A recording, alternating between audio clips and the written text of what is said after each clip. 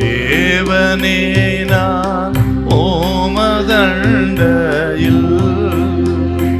இன்னும் நெருங்கி சேர்வதே என் ஆவல் பூமியில். 1 Timotheus 2:9-10. தகுதியான வஸ்திரத்தினாலும் ஞானத்தினாலும் தெளிந்த புத்தியினாலும் தேவ பக்தி உள்ளவர்கள் என்று சொல்லிக் கொள்ளுகிற ஸ்திரீகளுக்கு ஏற்றபடியே நற்கிரிகளினாலும் தகுதியான வஸ்திரம் இருக்குதா இல்லையங்க? நமக்கு உடுத்துகிற உடை தகுதி தானா?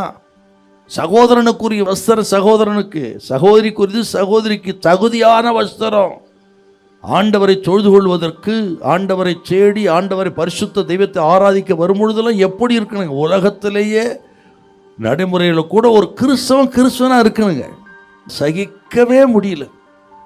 ஆனால் வசனம் இது, புதிய ஏற்பாடும் பழைய திட்டம், இதுக்கெல்லாம் பல வித்தியாசமான விகற்பமான அர்த்தம்லாம் சொல்கிற காலம். நீ என்னென்ன சொல்லிட்டு போங்க, பிரச்சனை இல்லை. ஆனால் வசனம் தான். சத்தியத்தை மீறக்கூடாது. அப்புறம் உங்கள் விஷயம்.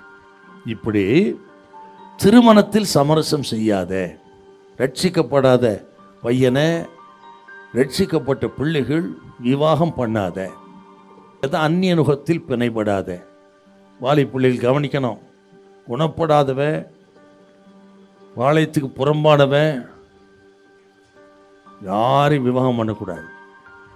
எல்லாம் ஆண்டவருடைய பிள்ளைகளா, கர்த்தருடைய பிள்ளைகளா, ரட்சிக்கப்பட்ட மக்களாக பார்த்து விவாகம்லாம் அப்படி இருக்கட்டும். நீங்கள் நல்லா இருப்பீங்க. திருமணத்தில், மத வழிபாடுகளில், உடை உடுத்துவதில், இப்படிப்பட்ட காரியங்கள்லாம் நீங்கள் இருக்கணும். நியாயாதிபதிகள் 2:1-4. யோசுவாவின் காலம் முடிந்து அவர் போயிட்டாரு. நியாயாதிபதியின் காலம். நியாயாதிபதி காலத்தில் அவர்கள் செய்த ஒரு பாவத்தை ஆண்டவர், தூதனானவர் கண்டித்து உணர்த்தி பேசுகிறார். கானான் தேசத்துக்கு வந்த பிறகு அந்த ஜனத்தோடு ஜாதியோடு சம்பந்தம் கலக்காதீங்க, அவர்களை துரத்துங்க நான் சொன்னேன், நீங்களோ கேட்கவில்லை. ஆகவே அவர்களே உங்களுக்கு கன்னியாவார்கள், நெருக்குவாங்க உங்களை என்று ஆண்டவர் ஒரு சாபத்தை போடுறாருங்க. இதை கேட்ட உடனே முழு இஸ்ரவேல் ஜனமும் ஓவென்று அழுதார்கள். அழுது கூட இதுக்கு மனம் திரும்பி கிடையாது. சூழ்நிலைக்கு ஏற்ற போகிற அந்த நேரத்துக்கு. இன்னைக்கு அப்படிதான் இருக்கு. நிறைய பேர் மனம் திரும்பிலாம் அழுறதில்லை, ஏதோ சூழ்நிலையை வைத்து மனதில் வைத்து அழுகிறார். தப்பு. அதனால் பாருங்கள், இங்கே வந்த தூதனானவர் இவர்களுக்கு தண்டனை கொடுக்குறாரு. என்ன காரணம்? இந்த சமரசம். பார்த்தீங்களா, ஒத்து போகிறது.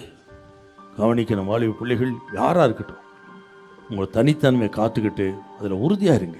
ஆண்டவங்களை ஆசீர்வதிக்காரர்களே பாரு. அப்படிப்பட்ட பிரதிஷ்டித்த மக்களை தேவன் நிச்சயமாய் ஆசீர்வதிப்பார். ஹல்லேலூயா, ஹல்லேலூயா.